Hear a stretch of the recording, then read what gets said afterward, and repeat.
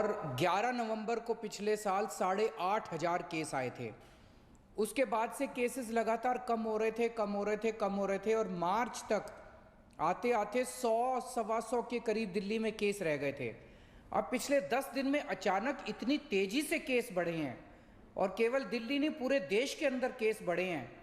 आज दिल्ली में पिछले 24 घंटे में 10,732 केस आए हैं, यानी कि नवंबर की जो पीक थी 8,500 केस की, उससे भी कहीं बहुत ज़्यादा हो गए हैं। तो अब एक तो ये देखने वाली बात है, अगले कुछ दिनों में हमें ये देखना होगा कि ये पीक आखिर कहाँ जाके रुकती है और कब ये डाउनवर्ड ट्रेंड चालू होता है, क्योंकि अभी तो पूरी सिचुएशन कंट्रोल में है। जो हॉस्पिटल के बेड्स हैं, वेंटिलेटर्स हैं, ऑक्सीजन है, आईसीयू बेड्स हैं, ये स्थिति मोटे मोटे अभी तो कंट्रोल में है। लेकिन अगर केसेस बहुत ज़्यादा बढ़ जाते हैं और बहुत ज़्यादा अगर मेडिकल हेल्थ सिस्टम के ऊपर अगर बहुत ज़्यादा स्ट्रेन आता है तो चिंता बहुत ज़्यादा बढ़ जाएगी हम लोगों की। अरविंद जी, जिस तरीके से अभी प्रधानमंत्री जी के साथ भी आपकी बैठक हुई, उसमें ये निकल कर आया, प्रधानमंत्री जी ने भी कहा कि लोग जो हैं उन्होंने कोविड अप्रोप्रिएट बिहेवियर का पालन नहीं करा, उसके कारण से केसेस इतनी तेजी से बढ़ रहे हैं। क्या कारण आपको लगते हैं? क्या ये सिर्फ लोगों ने जो थोड़ी खामी बरती उसके कारण इतने केसेस बढ़ गए हैं, क्या या ये मान के चलें कि शायद सरकार भी पूरी तरीके से ये भी, क्योंकि केसेस कम थे तो पूरी तरीके से तैयार नहीं थी इस तरह की एकदम वेव जो अब आई है?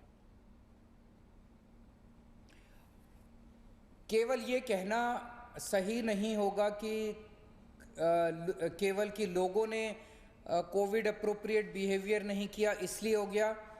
ये भी कहना पूरी तरह से सही नहीं हो गया कि सरकारें ढीली पड़ गई। पूरे सिस्टम के अंदर ढीलापन तो डेफिनेटली आ गया था।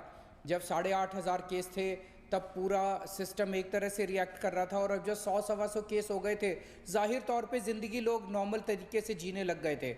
जो मुझे लगता है कि शायद इसमें कोई टेक्निकल कारण है कि कोई स्ट्रेन ऐसी है, कुछ लोग एक्सपर्ट्स कह रहे हैं यूके वाली स्ट्रेन है, कुछ लोग कह रहे हैं कोई और स्ट्रेन है।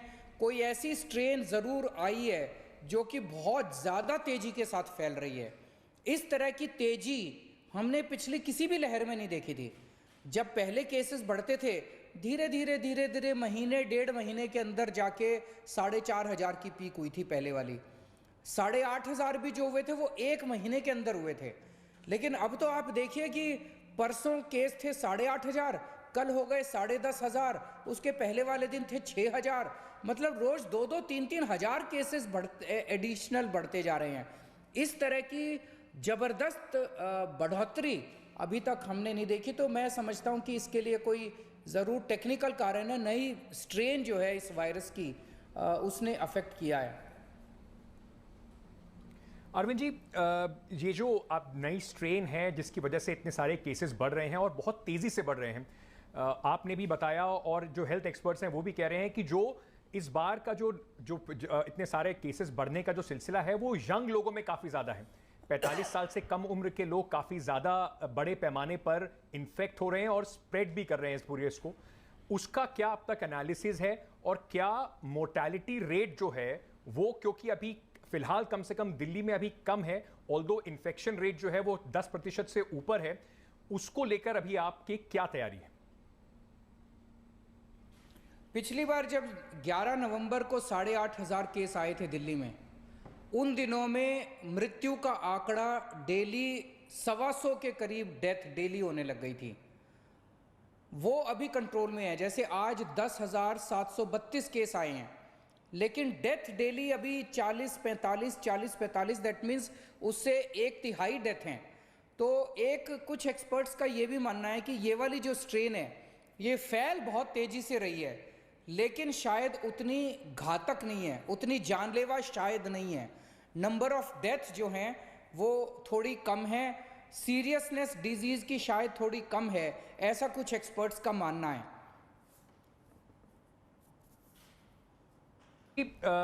आपने कुछ लॉकडाउन मेजर्स अनाउंस करे, नाइट लॉकडाउन नाइट लॉकडाउन का भी उसमें हमने जिक्र किया। आपने जिस तरीके से नाइट कर्फ्यू का जो आपने उसमें अभी बना, साथ ही साथ अब और रिस्ट्रिक्शंस लगा दिए गए हैं, शादी और बाकी फंक्शंस के ऊपर लिमिटेड आपने नंबर्स कर दिए हैं। मैं आपसे ये समझना चाह रहा हूँ, क्योंकि शुरुआत से ही आप कहते रहे थे कि लॉकडाउन कोई कोविड के लिए किसी तरह का कोई दवाई नहीं है, उससे आप रोका नहीं जा सकता, तो क्यों आपको लगा ज़रूरी कि नाइट कर्फ्यू लगाया जाए और रिस्ट्रिक्शंस इस तरीके से बढ़ा दिए जाए? देखिए, मैंने शुरू से कहा है कि लॉकडाउन से कोरोना को ख़त्म नहीं किया जा सकता। लॉकडाउन से और रिस्ट्रिक्शंस लगाने से कोरोना को स्लो किया जा सकता है। जितना लोग आपस में मिलेंगे जुलेंगे, कम मिलेंगे जुलेंगे, कम इंटरेक्शन होगा, उतना कोरोना स्लो हो जाएगा। लेकिन जैसे ही कभी ना कभी तो ज़िंदगी में लॉकडाउन ख़त्म होगा ना। ज़िंदगी भर तो लॉकडाउन केसेस से ज़िंदगी चल नहीं सकती। जिस दिन आप लॉकडाउन ख़त्म करेंगे, लोग वापस सड़क पे आएंगे, लोग वापस काम पे जाएंगे, फिर से कोरोना बढ़ जाएगा। तो लॉकडाउन कब इस्तेमाल करना चाहिए? मेरा अपना ये मानना है कि जब आपकी हेल्थ फैसिलिटीज़, अगर आपको लगे कि बहुत ज़्यादा स्ट्रेन हो गई है और ये बर्दाश्त नहीं कर पा रही है, तब आपको लॉकडाउन लगा के अपने लिए you buy some time for yourself, आप अपने लिए थोड़ा सा और समय ले लीजिए। कोरोना स्लो हो जाएगा, नंबर ऑफ पेशेंट्स थोड़े कम हो जाएंगे, ताकि अपने आप बेड और बढ़ा लें, ऑक्सीजन और खरीद लें, बीपेप मशीन्स और बाईपेप मशीन्स और खरीद लें। ये सारी जब तैयारी हो जाए फिर आप लॉकडाउन को वो। तो अभी दिल्ली के अंदर जो स्थिति है, दिल्ली में अभी फ़िलहाल हेल्थ सिस्टम हमारा कंट्रोल में है। लेकिन अगर केसेस मान लीजिए कल को बहुत ज़्यादा बढ़ जाते हैं, बहुत तेज़ी से बढ़ जाते हैं, और हमारे यहाँ बेड नहीं बचते, हमारे यहाँ ऑक्सीजन सिलेंडर नहीं बचते, आईसीयू नहीं बचते, तो हो सकता है फिर हमें इसको स्लो करने के लिए थोड़े दिन के लिए लॉकडाउन लगाना पड़े, ताकि हम अपनी हेल्थ फैसिलिटीज़ को और ज़्यादा तेज़ी से एक्सपेंड कर सकें। लेकिन लॉकडाउन जो है कोरोना का समाधान नहीं है। आपने कहा लॉकडाउन समाधान नहीं है, काफ़ी लोगों को इससे राहत भी होगी, लेकिन पिछले साल भी हमने देखा जब लॉकडाउन लगाना पड़ा, देशव्यापी लॉकडाउन हुआ, दिल्ली के अंदर रिस्ट्रिक्शंस हुए, उससे इकोनॉमी पे दिल्ली की काफ़ी खासा असर पड़ा। अभी भी कई जगह पर लोग बड़े आशंकित हैं कि अगर सारा काम धंधा चौपट हो जाएगा, धीरे धीरे पटरी पर वापस लौटना शुरू करा था लोगों का काम धंधा, शादियों का सीजन आने वाला है, उन सब लोगों को आप क्या कहना चाहेंगे, क्योंकि लोग बहुत परेशान हैं इससे? मैं सबको यही कहना चाहता हूँ, आपका सहयोग चाहिए, और मोटे मोटे तौर पे 2-3 चीज़ों में आपका सहयोग चाहिए। सबसे पहली चीज़, आप सबसे इस टाइम बहुत कठिन परिस्थिति है, अब मास्क लगा के घर से बाहर निकलें, सोशल डिस्टेंसिंग करें, और हाथ जो है वो सैनिटाइज़र से या साबुन से धोते रहें। एक चीज़ ये, ताकि कोरोना कम फैले। दूसरी जो सबसे ज़्यादा इम्पॉर्टेंट चीज़ है, अगर आपको कोरोना हो जाता है, सीधे अस्पताल मत दौड़िए। अगर आपको एसिम्टोमेटिक है, कम सिम्टम्स हैं, नॉर्मल लग रहा है, आप घर में अपने आप को आइसोलेशन कर लीजिए, होम आइसोलेशन में अपना ट्रीटमेंट कीजिए। दिल्ली सरकार होम आइसोलेशन के मरीजों के ऊपर क्लोज नज़र रखती है। डेली 2 बार हमारे डॉक्टर आपको फ़ोन करते हैं, एक टीम आपके घर आके आपको सारा सिखा के जाती है। आपको बिल्कुल घबराने की ज़रूरत नहीं है, आपके घर में ऑक्सीमीटर भेज देंगे हम, आप अपना ऑक्सीजन पूरे दिन में चेक कर सकते हैं। अगर आपकी सिचुएशन ख़राब हुई तो हम ही आपको हॉस्पिटल ले जाएंगे। अगर एसिम्टोमेटिक और सिंपल सिम्टम वाले मरीज अस्पतालों में आने लग गए, हमारे अस्पताल कोलैप्स कर जाएंगे, हमारे अस्पताल लोड नहीं ले पाएंगे। अस्पतालों को केवल सीरियस मरीजों के लिए रहने दीजिए। अगर ये हम कर लेते हैं, अगर हमारा हॉस्पिटल सिस्टम कोलैप्स नहीं करता, हमारा हॉस्पिटल सिस्टम आज की तरह फंक्शनल रहता है, मैं आपको एश्योर कर रहा हूँ दिल्ली में लॉकडाउन नहीं लगेगा। एक बड़ी चिंता जो जाहिर हुई, और बहुत सारे लोगों ने मुझे लिखकर ये पूछा कि आपसे सवाल ये ज़रूर पूछा जाए, जो बच्चे हैं, जो स्कूल्स हैं जहां पर अभी बोर्ड के एग्जाम्स भी होने हैं, 30 तारीख तक दिल्ली में स्कूल्स बंद हैं। बोर्ड के एग्जामिनेशंस को लेकर बहुत चिंता है बच्चों के मन में। इस बार जो स्ट्रेन भी देखने को मिल रहा है, ये भी देखने को मिल रहा है कि यंग अडल्ट्स, यंग बच्चे जो हैं उनको भी कोरोना इम्पैक्ट कर रहा है। उसको लेकर आपकी कितनी चिंता है, और क्या स्थिति में बोर्ड एग्जामिनेशंस होने चाहिए? ये एक बहुत इंपॉर्टेंट क्वेश्चन पूछा अंकित आपने। पहले तो आपको ये डेटा शेयर कर दूं, केंद्र सरकार ने जो वैक्सीन की लिमिट लगाई है, 45 साल से कम उम्र के लोगों को अभी वैक्सीन नहीं लगाई जाएगी। दिल्ली का पिछले 10 दिन का डेटा ये दिखाता है कि 45 साल से कम उम्र के लगभग 65% मरीज हैं, 65%। 45 साल से ऊपर 35% है केवल। तो अगर हम 45 साल से नीचे के लोगों को अगर हम वैक्सीनेशन नहीं कर रहे तो हम 65% मरीजों के तक तो पहुंच ही नहीं रहे हैं। तो कोरोना कैसे रुकेगा, कोरोना कैसे ख़त्म होगा? इससे भी तो चेन रुकेगी ना। दूसरा, अभी जो सीबीएसई के एग्ज़ाम होने वाले हैं, दिल्ली में 6 लाख बच्चे सीबीएसई के एग्ज़ाम में बैठेंगे, 1 लाख टीचर्स इसको मॉनिटर करेंगे, 7 लाख लोग एग्ज़ाम देने के लिए जाएंगे। ये एग्जामिनेशन सेंटर्स हॉटस्पॉट्स बन सकते हैं। हमने अभी केंद्र सरकार को लिखा है कि ये 45 साल की रिस्ट्रिक्शन हटा के कम से कम इन सारे बच्चों को इमरजेंसी बेसिस पे सबको वैक्सीनेशन दिया जाए, सबको वैक्सीनेट किया जाए, ताकि ये बच्चे जब एग्ज़ाम देने के लिए जाएं तो ये सुरक्षित रहें और बच्चों के ऊपर किसी तरह की आँच नहीं आनी चाहिए।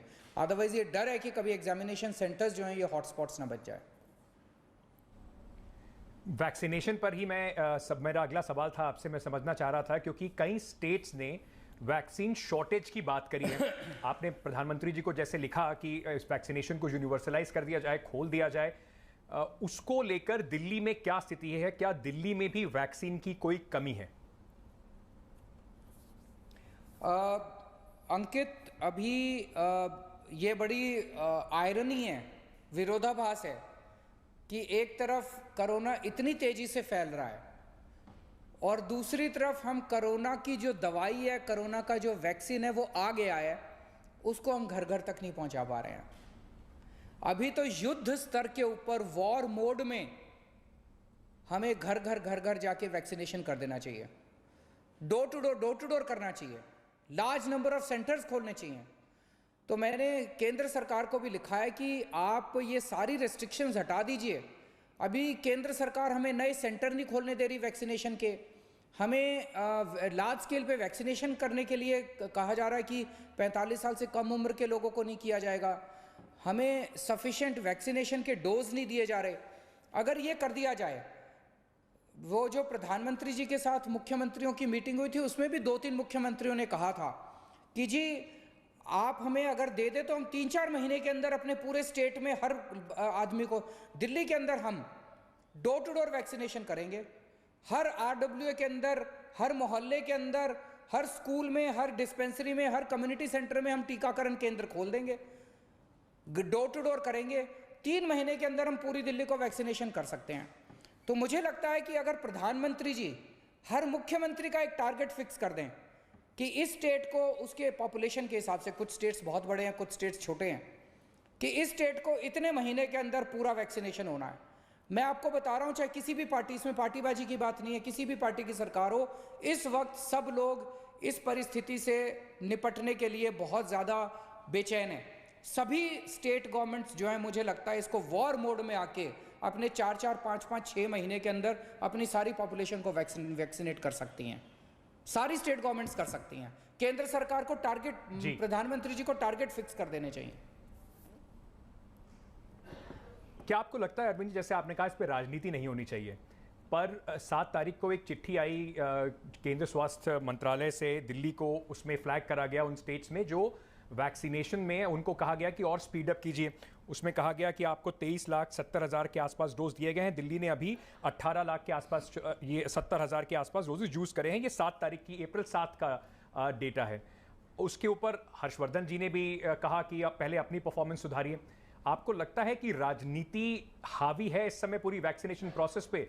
केंद्र सरकार तो सिरे से नकार रही है, कोई शॉर्टेज नहीं। नहीं, शॉर्टेज तो है, केंद्र सरकार खुद भी मान रही है कि शॉर्टेज है। और पिछले 2 महीने में एक्सपोर्ट किए गए अपने वैक्सीन लगभग बता रहे हैं 6.5 करोड़ एक्सपोर्ट्स किए गए।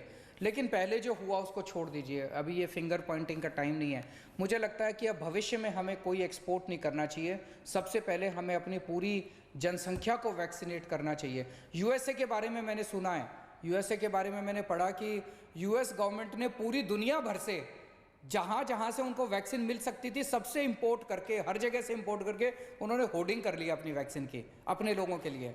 तो इस वक्त ज़रूरत यह है कि हम सबसे पहले अपने लोगों को वैक्सीनेट करें और ज़्यादा से ज़्यादा इसकी प्रोडक्शन फैसिलिटीज़ बड़े स्तर के ऊपर शुरू कर दी जाए, तुरंत शुरू कर दी जाए, वॉर फुटिंग के ऊपर शुरू कर दी जाए।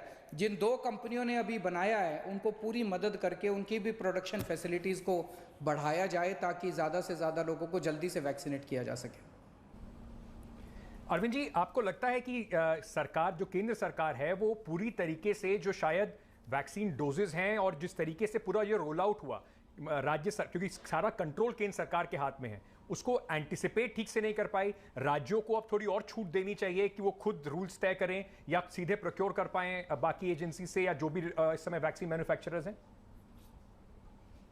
मैं सहमत हूँ, इसको बहुत ज़्यादा टाइट करके रखा हुआ है सेंट्रल गवर्नमेंट ने, इतना कंट्रोल करके रखा हुआ है, इतना सेंट्रलाइज कर दिया है। ऐसा क्यों है मुझे समझ नहीं आ रहा। बस क्योंकि वैक्सीन लिमिटेड प्रोडक्शन है तो उस पर केंद्र सरकार कंट्रोल रखे ताकि सारे स्टेट्स के अंदर इक्विटेबल डिस्ट्रीब्यूशन हो सके। बाकी आप स्टेट्स के ऊपर छोड़ दीजिए, स्टेट्स अपने लेवल पे, सारी स्टेट गवर्नमेंट्स भी आखिर चुन के आई हैं, उनके पास भी अपने डॉक्टर्स हैं, एक्सपर्ट्स हैं, उनके पास भी सीनियर ऑफिसर्स हैं, चुने हुए उनके पॉलिटिशियंस हैं। हर स्टेट गवर्नमेंट एक जिम्मेदार स्टेट गवर्नमेंट है, तो वो स्टेट गवर्नमेंट्स अपने हिसाब से वैक्सीनेशन सेंटर्स खोलेंगे, अपने हिसाब से सारे लोगों को वैक्सीनेट करेंगे, लार्ज स्केल पे करेंगे, क्योंकि वो लोग तो जनता के क्लोज है ना। जनता सीधे गाली तो उनको देती है, जनता के प्रति जवाबदेही तो सीधे उनकी है, स्टेट गवर्नमेंट्स की है। तो अगर स्टेट गवर्नमेंट्स को खुली छूट दे दी जाएगी तो मुझे लगता है कि इसको बहुत जल्दी और बहुत इफेक्टिव तरीके से इसको सक्सेसफुल बनाया जा सकता है। आपकी पार्टी ने वैक्सीन नेशनलिज्म की बात करी, क्या है सर वैक्सीन नेशनलिज्म?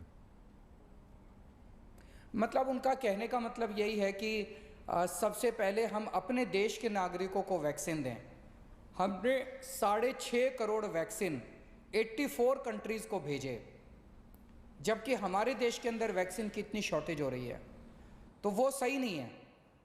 सबसे पहले हमें भारत के लोगों को वैक्सीनेट करना है, भारत के लोगों को, भारत सरकार को सबसे पहले भारत के लोगों की चिंता करनी है। फिर अगर वैक्सीन बचेगी तो बाकी लोगों को भी बांटेंगे, बाकी दुनिया को भी बांटेंगे, पहले अपनी चिंता करते हैं।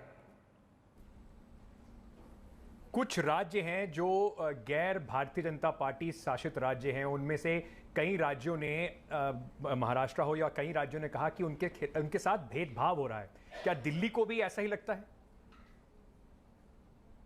देखिए, जैसा मैंने कहा, मैं इस टाइम कोई पॉलिटिक्स नहीं करना चाहूँगा। आज तक दिल्ली का पिछले 1 साल का हमारा स्ट्रैटेजी ये रही है, हम सबको साथ लेके चले हैं। हम केंद्र सरकार को भी साथ लेके चले जहाँ पे बीजेपी की सरकार है, हम दिल्ली में नगर निगम को भी साथ लेके चले जहाँ पे बीजेपी की सरकार है, हमने सारी एनजीओज़ को भी साथ लिया, हमने सारे धार्मिक संगठनों को भी साथ लिया। हम सबको साथ लेके चलेंगे।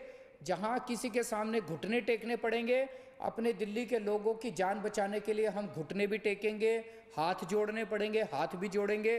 कहीं से भीख ला के वैक्सीन मांगनी पड़ेगी, मैं खुद जाके भीख मांग के वैक्सीन भी लेके आऊँगा दिल्ली के लोगों के लिए।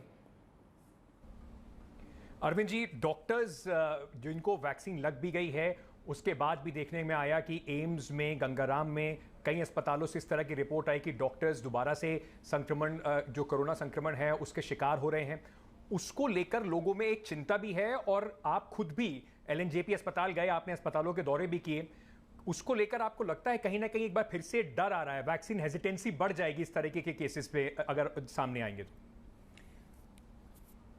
मैं सभी लोगों को इस प्रश्न के जवाब में कहना चाहता हूं कि ये जो कई जगह से खबरें आ रही हैं, सच हैं ये खबरें कि कई डॉक्टर्स ने दोनों वैक्सीन के डोजेस लगवा लिए, दूसरी डोज लगाने के बाद 3-4 हफ्ते बीत भी गए, उसके बावजूद भी उनको कोरोना हो गया।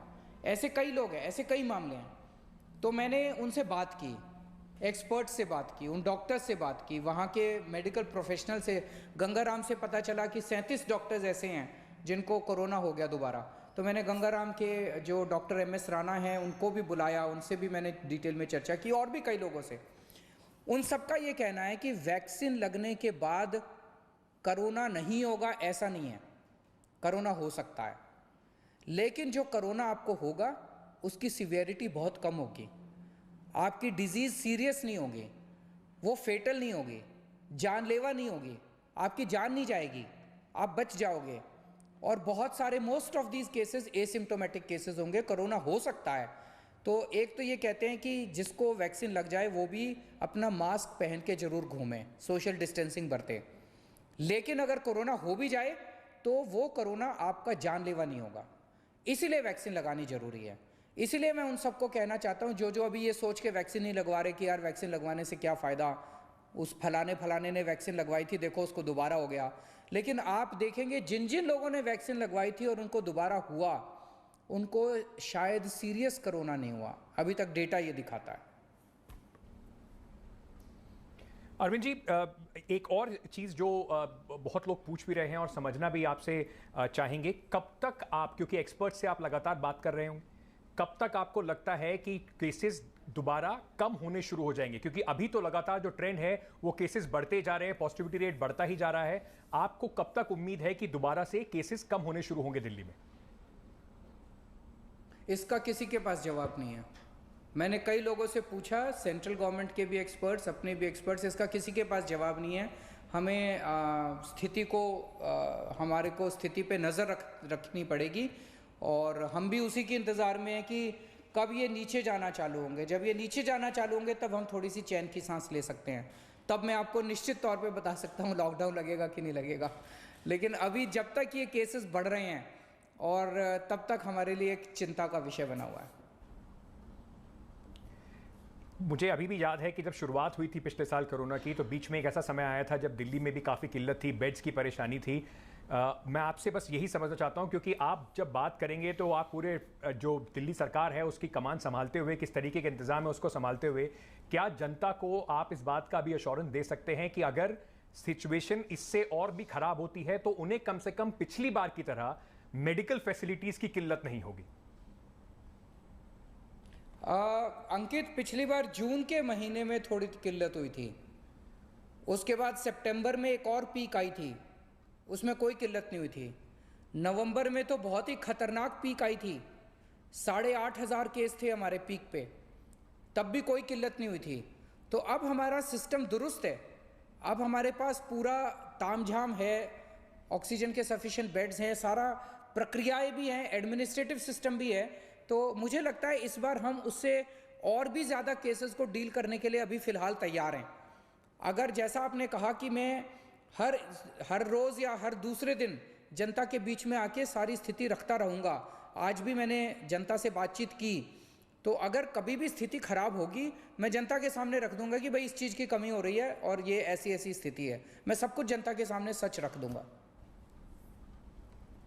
मैं आपसे चलते चलते बस एक सवाल और पूछना चाहता हूं कि जिस तरीके से आपने कहा कि सिर्फ कोविड अप्रोप्रिएट बिहेवियर ना अपनाना सिर्फ वही कारण नहीं है, एक नया स्ट्रेन भी है, उसके कारण भी तेजी से इतनी बढ़ रहे हैं केसेस, लेकिन उसके बाद भी देखा जा रहा है कि लोग अभी भी आनाकानी करते हैं, मास्क नहीं पहनते। जिस तरीके से बीच में लोग जाना शुरू हुए थे, सड़कों पर आपको दिखाई पड़ेगा मास्क नहीं पहना जा रहा था।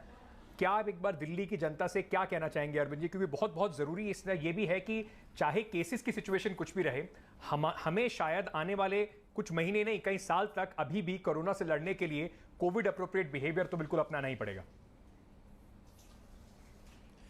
मैं सभी लोगों से ये कहना चाहता हूँ कि ये आप किसी पे एहसान नहीं कर रहे अगर आप मास्क पहन रहे हैं, आप अपने ऊपर ही एहसान कर रहे हैं।